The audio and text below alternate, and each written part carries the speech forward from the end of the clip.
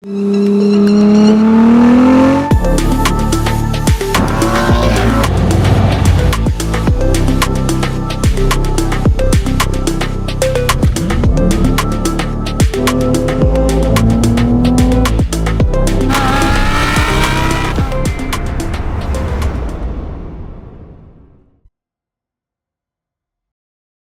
qu'un diesel qui fait rêver, ça existe encore? Bonjour à tous et bienvenue sur Voiture sur mesure.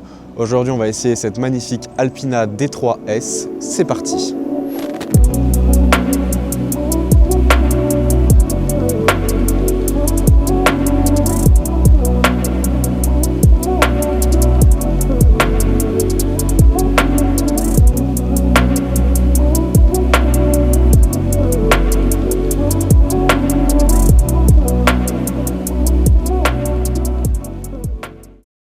Pour ceux qui ne connaissent pas, Alpina c'est un constructeur à part entière basé sur BMW avec une philosophie très spéciale.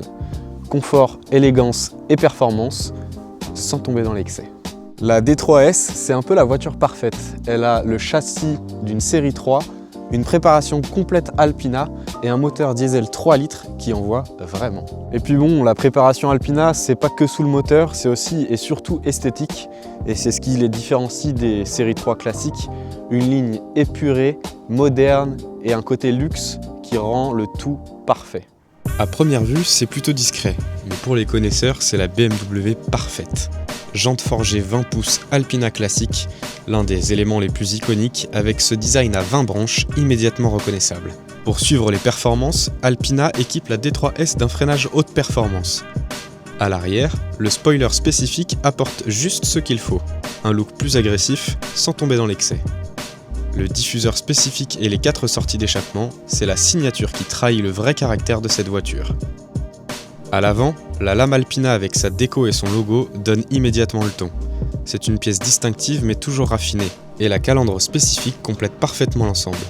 Un détail simple mais qui change toute la présence de la voiture. Sans oublier la déco Alpina, ses liserés sur les côtés qui ajoutent ce petit côté signature élégant et exclusif qu'on ne retrouve sur aucune autre série 3. Et au final, c'est exactement ce qui fait le charme d'une Alpina. Une voiture rare, pensée pour ceux qui aiment le détail, la performance et le confort, sans besoin d'en faire trop. À l'intérieur, c'est très BMW, mais en plus raffiné. On a bien évidemment le logo Alpina qui vient remplacer le logo BMW au centre du volant.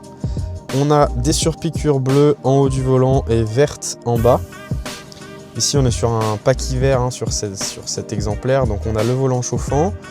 On a aussi les sièges chauffants. Aujourd'hui, il fait moins 4 degrés, je ne vous cache pas que c'est très agréable. On a le régulateur de vitesse adaptatif. On a quelques commandes aussi de volume, Bon, ça c'est plutôt classique sur une voiture moderne, pour changer la musique, etc. Ici, on a nos réglages de siège, donc il y a 2 réglages de siège possibles en mémoire. Et puis ici, on a ces finitions noires brillantes avec de l'alu qui sont vraiment sympas. Le pommeau est un peu transparent, je ne sais pas si on le verra bien à la caméra, mais voilà, ça fait une finition quand même assez haut de gamme. On a tout qui tombe sous la main pour l'instrumentation ici. Et puis ici, on a l'écran principal sur lequel on peut régler un peu la voiture. Par exemple, on a les modes de conduite qu'on peut personnaliser ici, donc sport individuel, par exemple mettre l'amortissement en confort, la direction en confort, le moteur en sport plus, imaginons, même si c'est pas très cohérent, on peut régler tout ça. Au niveau du tableau de bord, c'est assez épuré aussi. Moi je le trouve très bien fait ce tableau de bord. Alors on n'a plus les compteurs à aiguilles comme on avait sur les générations précédentes. Quand on passe en sport, on a un peu d'affichage qui diffère, mais c'est très léger. Et puis sinon, quand on repasse en confort, voilà, on a l'affichage classique avec les données qu'il faut. Sur ce modèle, on a une sellerie full mérino fine fleur couleur tartufo du plus bel effet. Les sièges sont réglables électriquement évidemment avec le réglage des lombaires et ils sont à mémoire. La couleur change un peu en pleine lumière. Ça devient presque orangé, moi personnellement j'adore. Je sais que certains préfèrent la sobriété du noir, mais je trouve qu'avec le black saphir métallique extérieur, ça se marie vraiment bien. On a également les appuis-têtes estampillés avec le logo Alpina, Et une option qui surpasse la concurrence, je trouve, c'est le système audio Harman Kardon. Pour moi, il surpasse largement le Bose ou JBL qu'on peut trouver chez d'autres marques premium. Dès les premiers tours de roue, ce qu'on remarque dans cette Alpina D3S, c'est la fluidité. Là, on est en ville, le moteur est super souple, tout se passe entre 1200 et 1500 tours minute. C'est vraiment tout se joue au couple en fait. Pour rappel, on a 730 Nm de couple, hein, c'est absolument faramineux. Et en fait, elle excelle dans cet exercice de souplesse en ville, ce qui la rend très très agréable à conduire.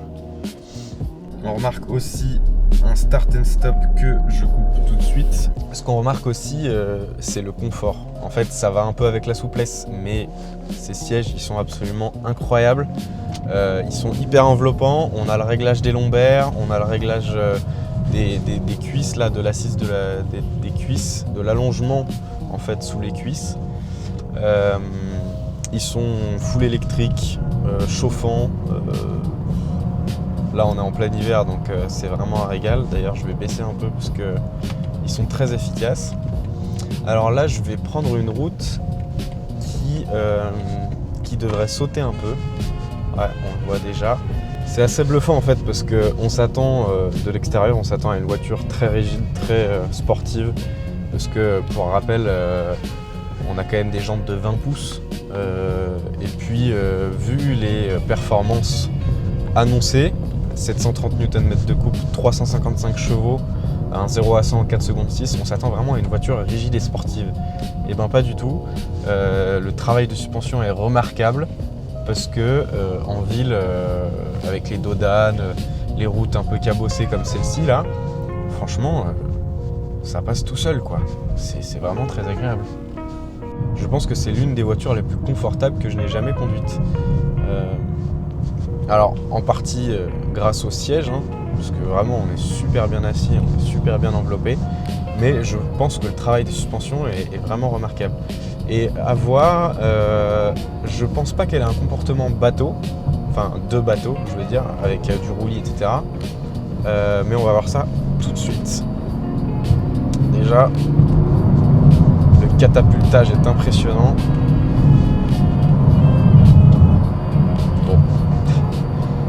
C'est sans appel, hein. C'est sans appel parce qu'elle n'a pas du tout un comportement de bateau. Elle se place très très bien dans les virages. Elle est très stable, elle est assise. Alors il y a plusieurs modes. Là je suis en confort plus, on a confort, on a sport, sport plus et sport individuel. En sport plus, on sent que... Ah oui, d'accord.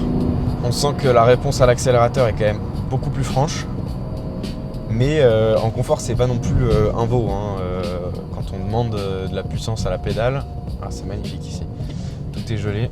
Quand on demande de la puissance à la pédale, il n'y a pas de souci, elle envoie. Hein. Il y a un catapultage qui se fait automatiquement quand on met le pied dedans. Donc ça, c'est pas un problème, même en confort. C'est pour ça que je vais rester en confort. Parce que alors, le travail de suspension me bluffe vraiment. Et puis là, hop, on rentre dans une agglomération. Elle redescend à moins de 1500 tours minute. Hein. Là, on est à 1200 tours minute, tout pile. Donc ça se passe entre 1200 et 1500 tours minute. Là, le dodane, ça va être une formalité. Voilà, c'est vraiment une voiture facile en fait. Facile de fluidité, facile de comportement. Le seul bémol que je trouve à l'agrément de conduite, qui fait partie du poste de pilotage, c'est les gros volants. J'ai jamais été fan de gros volants. Chez BMW, c'est un peu la norme. Et Alpina n'échappe pas à la règle. Malheureusement pour moi, certains adorent, moi je suis vraiment pas fan. Mais à part ça, on a une super instrumentation, on a un système audio, je pourrais vous en parler des heures parce que je suis fan du système audio de cette voiture. C'est un Harman Kardon et c'est le système audio qui m'a le plus bluffé dans une voiture. J'ai jamais trouvé mieux dans une voiture que celui-ci. Ça surpasse largement les Bose de chez Porsche. ou JBL de chez Ferrari, même si on sait que les systèmes audio de chez Ferrari ou même Porsche, c'est pas non plus leur énorme point fort, on va dire. Et c'est pas ce qu'on recherche sur une Ferrari ou une Porsche. Ça va avec le confort en fait, ça va avec sa philosophie qui est d'avaler les kilomètres de manière la plus confortable possible. Et puis si on cherche un peu plus de sensations, j'ai envie de dire, on reste sur un diesel, donc niveau son c'est pas non plus incroyable, mais il y a quand même un petit son. Je sais pas si vous arriverez à l'entendre, mais il y a quand même un petit son sympa pour un diesel, attention, hein, sympa pour un diesel. Écoutez.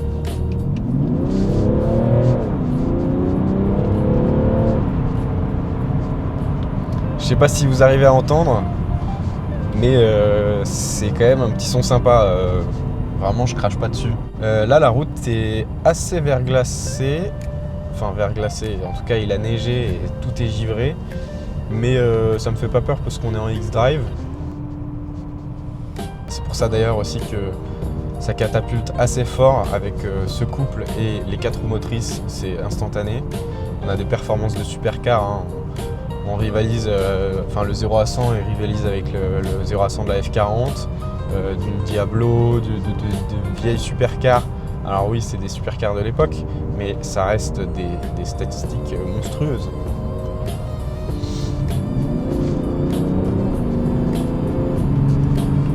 Et puis alors niveau freinage,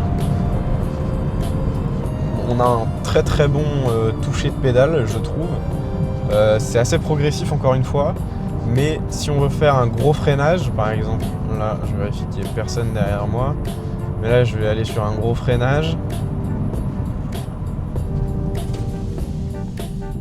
Ça reste... en fait elle bouge vraiment pas trop sur ses appuis, et ça reste, même sur des gros freinages, ça reste... elle se... comment on dit, elle se disloque pas, elle reste vraiment stable, ça reste un bloc qui s'arrête net. Et puis vraiment ce toucher de pédale est vraiment sympa.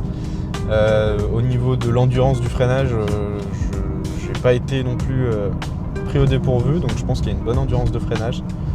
Puis non, c'est une super caisse en fait. Hein. On a les palettes au volant si on veut avoir une conduite un peu plus soutenue et gérer nous-mêmes les vitesses. Mais bon, en vrai, le travail de la boîte de vitesse est remarquable, donc on peut même s'en passer.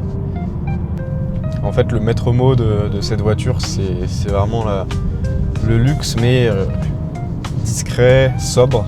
C'est pas ostentatoire, même si pour les connaisseurs, Alpina, c'est quand même une marque assez attirante et convoitée.